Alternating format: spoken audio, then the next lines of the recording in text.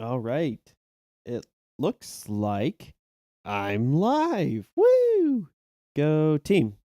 And apparently, being ultra low latency on YouTube means diddly squat. Still within the first little bit here. So, trying to be careful with the word choices here because, after this is done, I clip it up and I don't want to get in trouble on the YouTubes, but welcome everybody to the Joe's Disc Golf Podcast, where we are talking about the Nico LaCastro Fandom Survey, the 2022 DGPT Championship on ESPN2, and the 2023 Disc Golf Network Live Media Plan. We got plenty to talk about here, but before I get into that, I need to tell you about our lovely sponsor, Log. What rolls downstairs? A loner in pairs rolls over your neighbor's dog. What's great for a snack and it fits on your back? It's Log, Log, Log. It's big, it's heavy, it's wood. It's better than bad, it's good. Everyone loves a log. You're going to want it, Log. Come on and get your log. Log from Blammo. Now, I am going to be kind of checking back and forth here with the different streams that I have going live here. Supposedly I'm on Twitter, but not really. I know last time I was like, yeah, Twitter, it sucked ass. And it kind of still does. But apparently I'm on there. Who knew that? It's on there. It's a live broadcast on Twitter. It's going all right, except it's not. Because I don't know. I don't know. I don't know. Yes. Barbarian Stronghold Disc Golf said, I found out that the Disc Golf Network won't be streaming the final round for free on YouTube anymore. I'm pretty sad about that. I guess I'll go back to Joe Mez for me. Jumping the gun here, man. That is like the final topic. Dude, are you reading my show notes ahead of time? Jerk. I love you, man. It's okay. It happens. I know. That's one of the big topics there. Got plenty to talk about, including something fun, something new, a birthday present that finally came in. That won't. There we go. Turned on. Look at that. Hey, I look so pretty. It looks so good. You can find some great stuff on Amazon here, man. You can find some great stuff. Looks pretty good. Shocking. Relative price low. Relative. I mean, it's still, it's a LED. They say it's an LED neon sign. I was like, dude, get it right. It can't be both. It cannot be both. But it's LED, so I'm not too worried about it breaking. But ta-da! I feel so happy for it. I'm so excited. I'm so excited. It's a great day. It's a fantastic day. I started working out again as a sidebar here, and I worked out right before this stream here. Don't worry, I showered. Thankfully, YouTube has not figured out smell-o-vision yet. And yeah, it is I'm on that got the endorphins running. That's for sure. If you haven't worked out in a while, I highly recommend it. You should also check out the sister channel to this, Disc Golf Healthy. Working on it there. Working on it. Again, I know I say this all the time.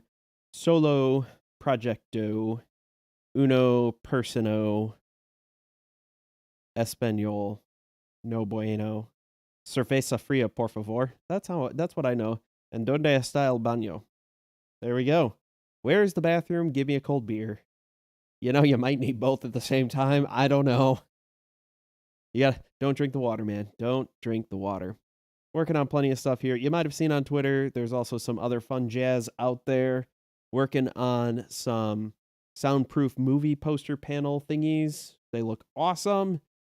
Come out with a little basement studio home tour thing here going on after that's all cleaned up and wife approved. You know how it goes.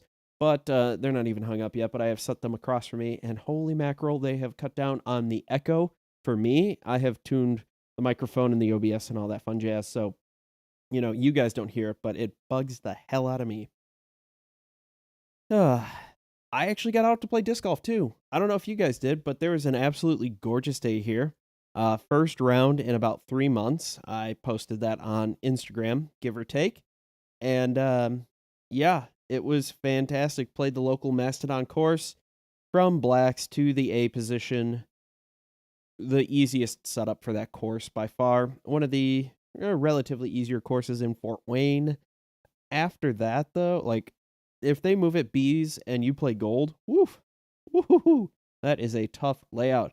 Managed to go 8 down with no second shot. Well, I did take a couple extra shots off the tee, but I always played my first. I always played the first, and wherever that one landed, I just wanted to see. I got tree blocked a few times, twice actually, on what looked like ace runs from where I was at. One of them was a 350-foot par 3. Beautiful forehand line. Got my sheriff out there, went, it kind of flipped up, started riding to the left, coming in, and I was like, hey, that's looking good. That's looking real good. That's looking thunk. And it lands right next to the basket. I mean, it's a tap-in birdie. It was great, but, come on. What could have been? On top of that, there's another hole, backhand shot. Beautiful.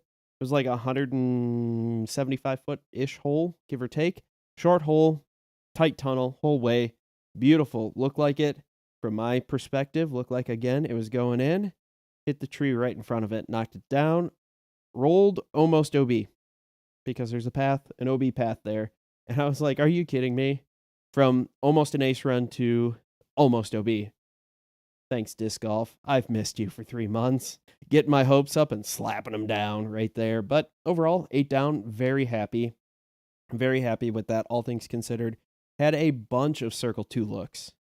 Actually, one of the things that I was surprised that I lost during this time was my form actually improved, believe it or not. Maybe that's because I'm not thinking about it as much. And maybe that's my recommendation for some of you out there. If you are working on your form too much, thinking about your form too much, take a month off. Up in the Midwest, that's not a hard thing to do between November and March, to take 3 months off. It really is not, depending on the way the weather goes, that's for sure. But very excited, very happy. Form felt good. My touch was off. My touch was so far off. I was like, all right, I'm going to throw this one here. It's going to be beautiful. It's going to be great. Through the line I wanted, like 80 feet short. I was like, okay. Next hole. I got this one. 60 long. Like, okay. All right. My touch is just gone. I believe that's a woody sounding word. Gone. I guess that's going to be enough banter for that. And I'm going to have to remember to download this from YouTube so I can pull the audio from it, because I forgot to hit record. Go me. If the audio sounds weird for you podcast listeners later on, I apologize. I have done the best I could with what I had. We're going to get into this. Ultiworld has been doing this whole thing, their fandom survey that they did. I'm assuming this is for only their subscribers. They had about 1,000 respondents to this. I don't remember exactly. It's been a while. They've put out a bunch of different stuff. Favorite players overall, Kristen Tatar, number 1 favorite player overall. MPO, FPO, doesn't matter. Then you had, other things like comparing these people versus those people. Then you had the most recent one was Ricky versus Paul, which, whatever. Whatever. I don't really care either way. I love them both equally, as if they were my children, except Paul, I think, is a year-ish younger than me, and Ricky's just a couple years younger than me. So it's like, I love them like brothers, which means I should hate them. I don't know. I didn't have brothers. I had sisters. Anyway, here we go. Quick summary of what they talked about there. A survey was conducted to figure out the fandom scores of different disc golf players, including Nico Locastro, everyone's favorite player. I might have editorialized that last part. The survey found that Locastro had the lowest fandom score. Shocking. Averaging 3.26 among all respondents. This was a 1 to 10 survey. 1 means you absolutely hate the person. 10 means marry me now. I will do anything for you for the rest of your life. However, 10% of the respondents gave at least an 8, with 7 saying they were his favorite player. The survey aimed to figure out what makes the respondents root for the bad boy of disc golf. The survey found that 85% of Locastro fans, so like, what is that? 6 of them are fans of the player because of personalities and love LeCastro's passion. I will give him that. He is a very passionate dude. Very, very passionate. For better or worse, that's just who he is. The fans of LeCastro are older and remember his best seasons, more religious and spiritual, and less likely to buy merchandise related to their favorite players. That's pretty interesting. The older part doesn't surprise me. LeCastro's been touring since the 2000s, like since 2000, I believe. He's one of the people who's been on tour the longest consistently. So, not surprising that people who are older like him more because, he's been good for a long time. He one of the fun facts that they put in there was that he has won 2 tournaments in every decade this century and this millennium. That's pretty solid. That's pretty crazy too to really think about it. He's won at least 2 between 2000 and 2009, 2 in 2010 to 2019, and then at least 2 since 2020. The fans of LeCastro are less left-leaning compared to the average respondent, and the right-wing respondents gave LeCastro a higher fandom score than the left-wing respondents. I don't know. I think that's kind of interesting. I really don't give a crap about politics in sports. In fact, I would love it if you kept politics out of sports, period. Doesn't matter which way you go on that one. I really don't give a shit. Just, I want you to throw that piece of plastic at that metal basket. I want you to throw that oblong ball to the guy that's standing in the end zone. I want you to shoot the round leather ball into the metal hoop. That's all I care. That's it. Are you the best at doing that? Well, for the teams I follow, none of them are the best at doing that. Love the Bears, love the Bulls, love the Hawks, love the Sox. Eventually, maybe I will see a winning season again. Justin Fields, I love you. The survey also found that LeCastro fans in general give more positive fandom scores than the average respondent, and that Joel Freeman had the second lowest fandom score after LeCastro and received the biggest boost from LeCastro fans. I find that pretty entertaining. I think that was probably due to an unfortunate survey design, but I'll have to get back to you on that one. Jake says, I think the survey shows Ricky's childlike energy sells more than Paul's stoic energy. I am a Ricky guy personally because him running halfway down the fairway taunting Dickerson was awesome. Yeah, it's 2 very different styles of disc golfers, essentially, or professional athletes, where Paul Macbeth is more of a traditional, I'm not going to ruffle any feathers, I'm going to be the straight-laced good guy. The Michael Jordan, essentially. When Michael Jordan in his heyday, he was the straight-laced good guy, nothing. Everybody loved him. Everybody, no one could hate him. They had to try to find something.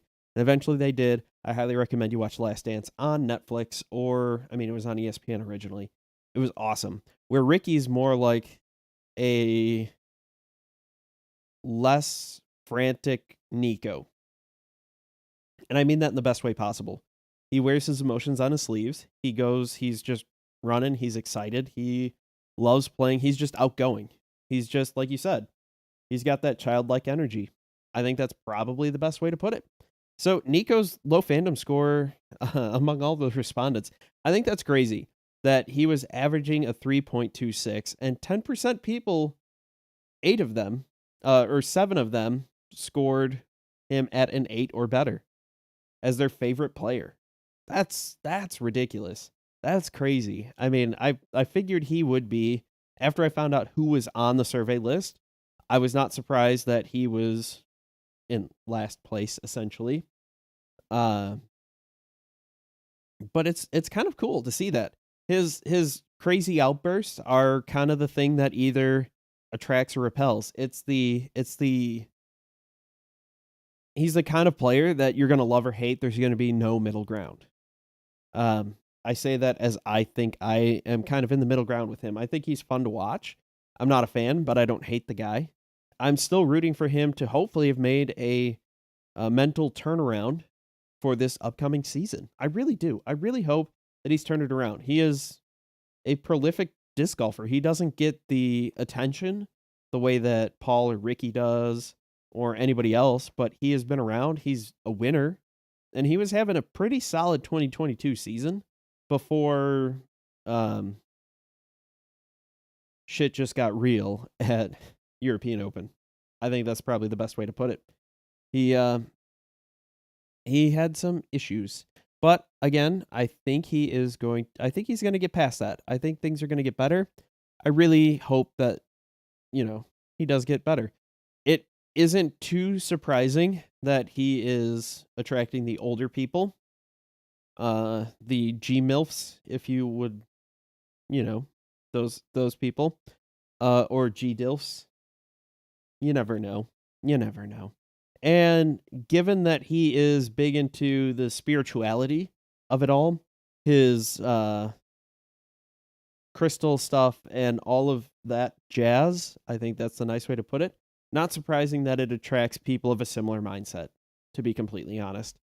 Again, not my cup of tea. I am religious, but I'd say it's a more of a traditional religious thing, not so much the crystals and chakras, but hey, if that's your jam, go for it. I'm not going to stop you. I don't care. Live and let live, man. Live and let live. Let's see. I saw that the youngest DGN viewers liked Reiki, which shows the direction of the sport. Yeah, it's not surprising. Also with the way that most people kind of got into the sport with the COVID boom, and with seeing Ricky out there and doing all that, Ricky had a couple good strings of tournaments there. He is so much better. He is practiced at interviews. If you watched him back when he was with Latitude, oh my God, it was like pulling teeth. It was bad. He was bad at interviews. Now, whatever practice he's done, whether that's just getting in front of the camera in general, it is far better. It is so much better than it was before. Oopsies. Good news, bad news. The sign is touch sensitive, and I accidentally touched it. I touched the butt. It was a really big butt. So it was interesting. One of the fun things there too was that the people who give Nico a higher score generally averaged higher for everyone else as well. So that was entertaining in that. I guess they kind of give people the benefit of the doubt. They see everyone with rose tinted glasses. So they're out there, they're giving people kind of, the, hey, good job, buddy. Hey, buddy, good job. I'm not your friend, guy. I'm not your guy, buddy. Oh yeah, I'm digging into it. I've got that runner's high, basically, and a little bit of whiskey as a treat. It's going to be a good show. So, couple discussion questions from the producer. 1. What do you think about the reasons behind LeCastro's fans' support? I think I covered that one pretty well there. Pretty entertaining. How do you think the demographics of LeCastro fans affect their support for him? I think they remember the good old days, for the most part. Generally speaking, like I said, they're an older group, so they're watching him somehow through random YouTube clips in the early 2000s, early 2010s, before Jomez was really a thing, before Jomez was probably old enough to be a thing. Let's be honest here. Relatively young guy. And yeah, I don't think he could have been allowed to sign up for a YouTube account without lying, if we're going to be honest, back when Nico started touring. So people found him somehow. He is a very dynamic player. You can't deny that. He is definitely a very dynamic player that, for better or worse, that's what he is. He will let you know how he feels and doesn't give a crap otherwise. Excuse me, sorry. What do you think about the political alignments? Don't care. I really don't care. Political, like I said, keep politics out of my sports, please. And that's all I care. You do you on your own time. But when you're out on the course, please just talk about disc golf and how you're trying to get better or what happened. What do you think about the quotes from the respondents? Oh, apparently the Mr. Producer here forgot to include the quotes. That son of a bitch. Let's see.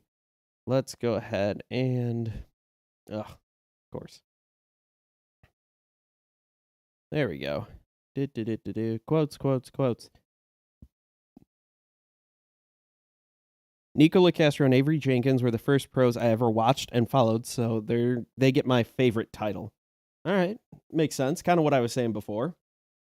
Nico was my favorite when I first started following the pro scene. Nico, he is crazy but so fun to root for. The soul surfer of disc golf. Yeah, I kind of agree with that one. He is definitely a unique dude. Unique New York. Nico expresses how passionate he is about the sport. Yeah.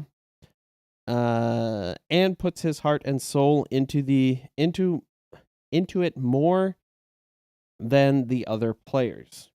Yeah, I think he's more vocal about it than the other players. I think going back to Paul Macbeth, his stoic nature, I would be hard pressed to find someone who ranks consistently in the top 2, if not always, almost always number 1 in the world on the men's side. If he doesn't have the same kind of passion, he just keeps it in that stoic stone face that he is kind of known for, basically. So there is that. And Nico is a good role model. Oh my God, that's my favorite quote. That is my favorite quote. I want to interview the man or woman who said that. Nico is a great role model. I'm going to disagree. I'm going to respectfully disagree with that one. There are good qualities about him. However, there are several qualities about keeping his emotions in check that, he needs to definitely just like rein it in a little bit. And I think that would be a much better option there. Cause, I don't think he is a good role model. But hey, that is what it is. But you know who else loves to model things? ESPN2. Check out that segue. That was a fantastic segue. 2022 DGPT Championship on ESPN2. I'm going to be honest with all of you here. I did not get a chance to watch it. My in-laws have DVR'd it for me, and I should be able to watch it either tomorrow, this would be Saturday the 11th, or Sunday the 12th, one of those days. I should be able to watch it. But Ultiworld did a great little write-up there. I swear to God, I'm not sponsored by them. They do their own competing podcast.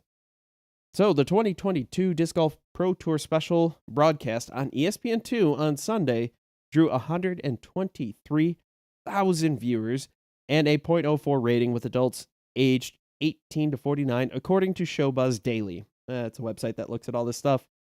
The viewership was up more than double from the 2021 broadcast, but down about half from the 2020 broadcast. The Disc Golf Pro Tour Communications Director Charles McLovin said that they are pleased with the partnership with ESPN and are excited about the potential to expand into it further into the future. The 2023 broadcast was the 94th most watched broadcast on cable TV on Sunday and the 4th most watched broadcast on ESPN2 behind men's and women's college basketball. We're behind women's college basketball. Woof. Woof.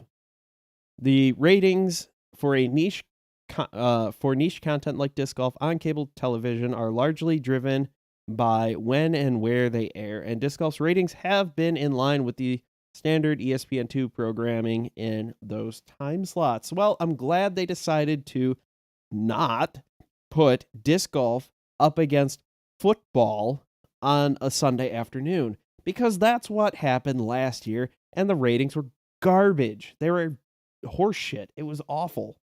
So, going real quick back to this, just because live content and just going back to the Nico thing real quick. Jake says Nico does nothing right on the course. He looks for flex lines and throws Anheuser forehands by default and rips over every backhand. I love the flight of his shots. Morally, I don't care. Yeah, I give it. I'm a big forehand player, force flex hands and all that stuff. Anti lines all day.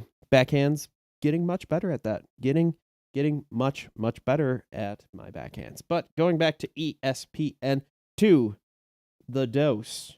It was definitely up, which is good, but they had a prime slot in 2020 where it was a weekday evening, Thanksgiving week, if I remember correctly.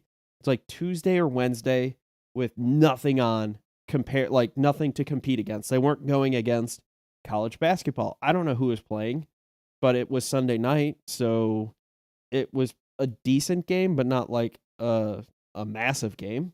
So good on them for not trying to put it up against, say, Duke, North Carolina.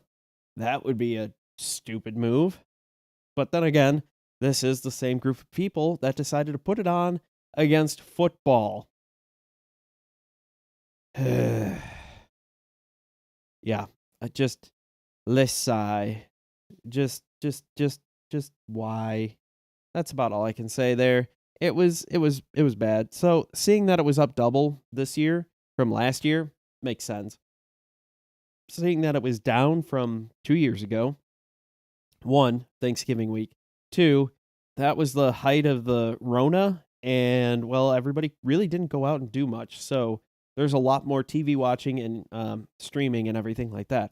So the partnership between the Pro Tour and ESPN is continuing to go strong. It looks like things are going to be progressing from there. They're looking forward to expanding. So does that mean we will see live disc golf on ESPN? Probably not. What about ESPN 2? Yeah, I doubt it.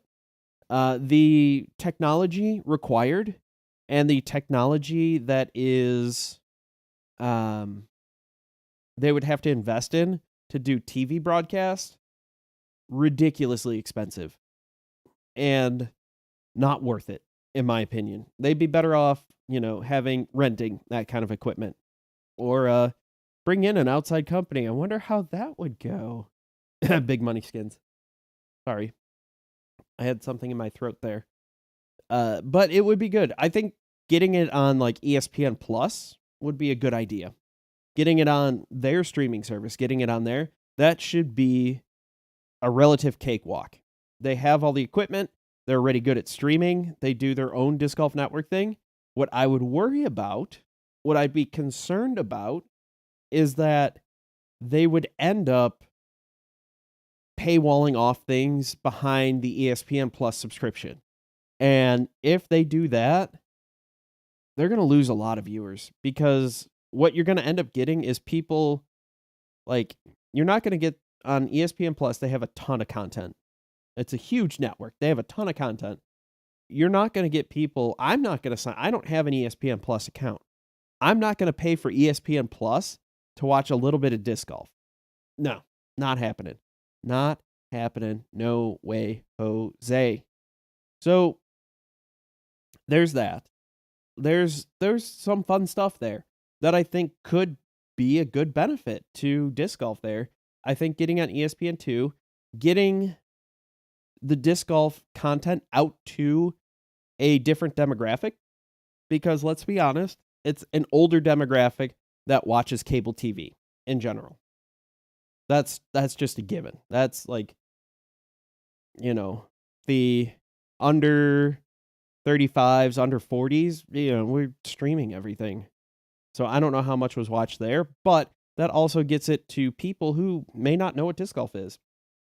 It's kind of funny when I talk to people who are like, yeah. I'm like, yeah. They're like, what do you do? I was like, oh, I do this. And I also run a disc golf podcast and a disc golf YouTube channel. And they're like, what are you talking about? Yeah, here you go. This is it. I don't really, Jake says, I don't really care about ESPN besides the UFC. My complaint is that the All-Star Weekend tries to be the to be in Super Bowl day.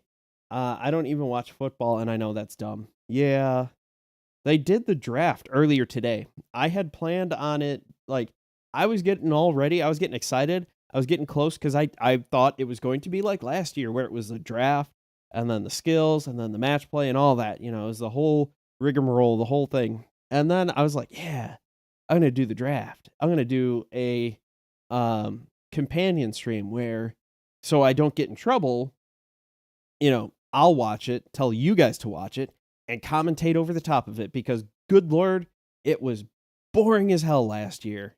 It was awful. I'm sorry. Like, I like the All-Star idea. I think it's a good idea. I think it's going to get better this year. I haven't watched the stream, but that was so terrible. The pros were like, yeah, I'm taking this person. I'm taking this person. I'm taking this person. I'm taking this person. The end. Like, that was it. The MC was just kind of like, okay, we're done. Come on, man. What's going on here? What's going on here? Which brings me into another thing that just popped into my head here. Before we get into the Disc Golf Network Live Media Plan, we're going to talk about Ricky's In the Bag video. I didn't like it. I watched it, and there was it felt like this weird cross between watching his In the Bag and a tutorial video, but it wasn't good at either. It was nice to see him explain, like, hey, I have my Orbit Felon and I have my Ice Felon, and they're two different things, basically, and this is how they fly. This is how this one flies. The Orbit is less stable. It's a straighter flight and finishes like this. My Lucid Ice one, beefcake, all the way over like that. Okay, great, cool, awesome. Love it. It explains a lot. That explains why I bag a couple felons and a couple justices. Justi, I believe they're called. Barbarian Stronghold Disc Golf said that the draft was the same as you described. Woo! Cool. I'm glad I didn't watch it then, because it seemed like a waste of time. I will try to come up with winners and losers for the draft. We'll see. I don't know. I know it was Team Ricky, Team Paul, and then the women's side. I don't remember who, to be completely honest.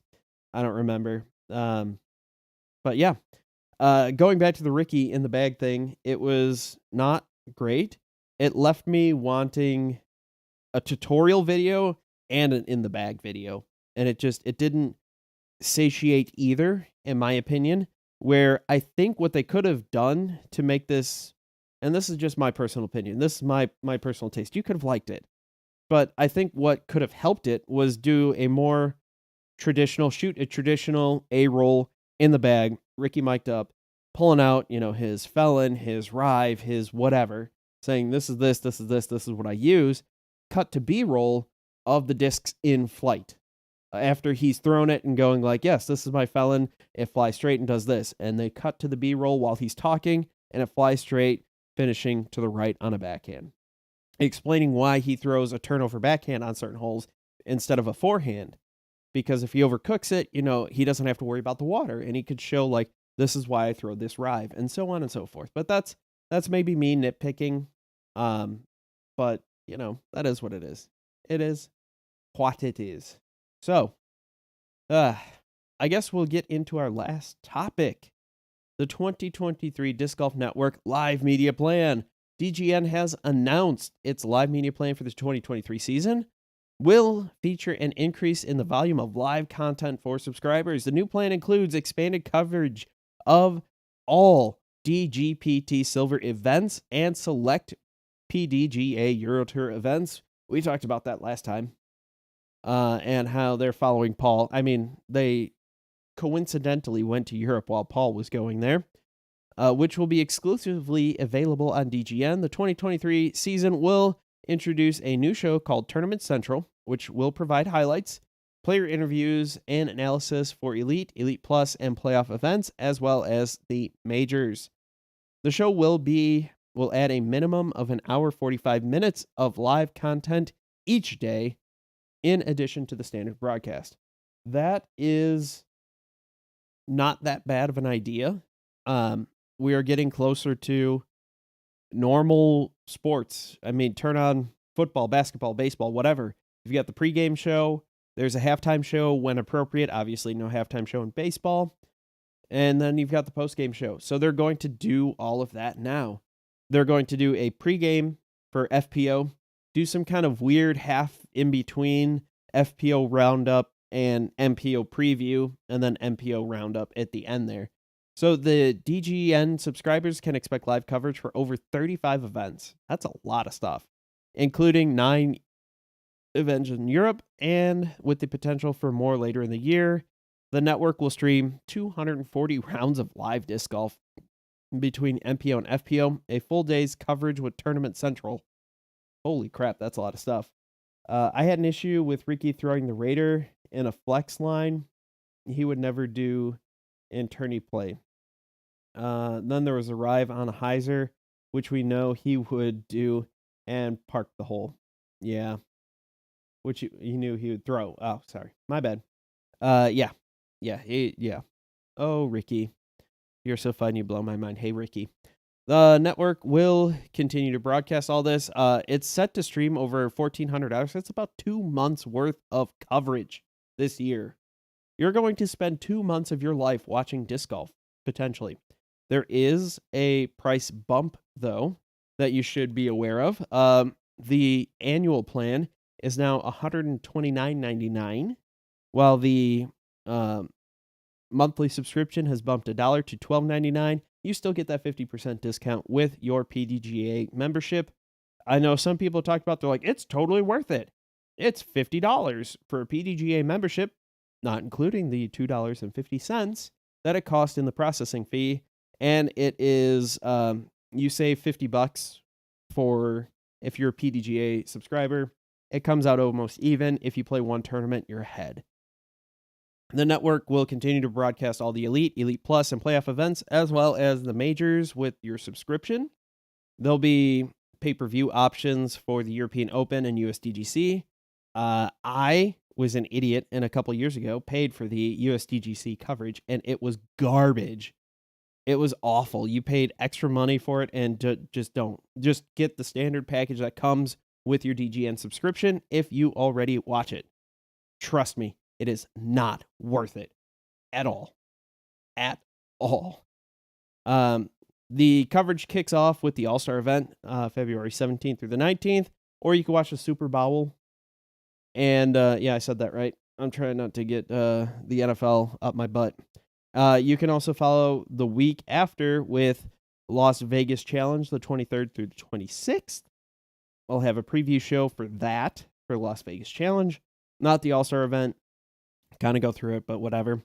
You'll also get, I believe there'll be featured holes for 3 broadcasts. So static cameras, Worlds, USDGC, and MVP Open. There is a major change here, as alluded to by Barbarian Stronghold Disc Golf, that you will not be able to watch final day coverage for free on YouTube anymore. You'll get first round coverage. The first taste is free. After that, you got to pay. That's how it goes. That's how you get hooked. That's how they do it. The subscription discount is done by 2024. In my opinion, for the PDGA members, says Jake Miller. I think they're going to sunset it. I wouldn't be surprised if it was for next year for the discount that it would be like 25 or 20%, somewhere in there. Something where it's still going to be enticing, but not totally like, worth it. And at that point, I'll have to kind of reconsider and look to see, I don't know. It's going to be interesting to see what the prices are going to be for next year. I get it that they're going to be including a lot more stuff. They had a lot more stuff in the off season, and that's about how I describe it, is stuff. I didn't really watch it. I didn't really care for it. So I just, didn't waste my time, basically.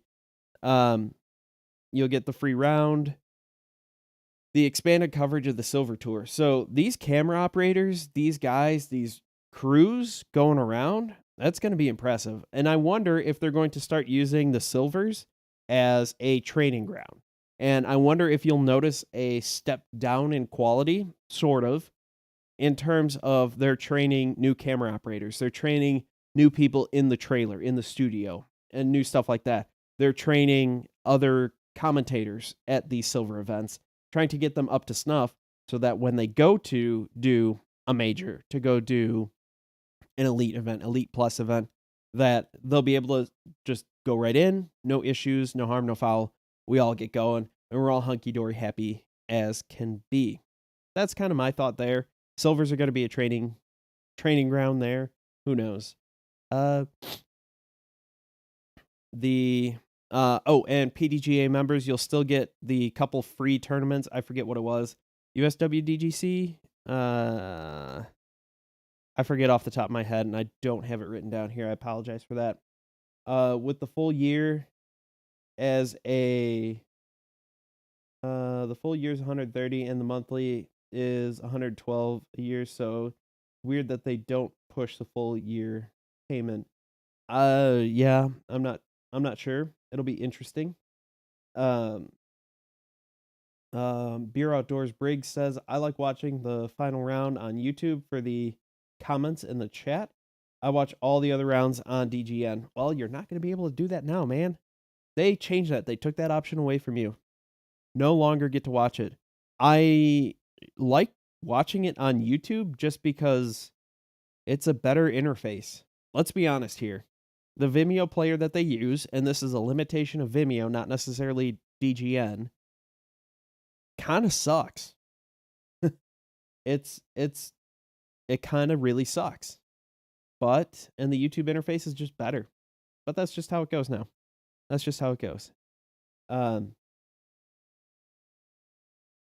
Yeah. Jake points out, those comments went away for a reason. We all know why. Yeah. Yeah, we do. We do. It's because everyone's a jerk. This is why we can't have nice things. No, I thought the comments were hilarious. Some of them, on an individual basis, I think some comments should not have been made. Generally speaking, I think some of them were quite hilarious. For various different reasons there.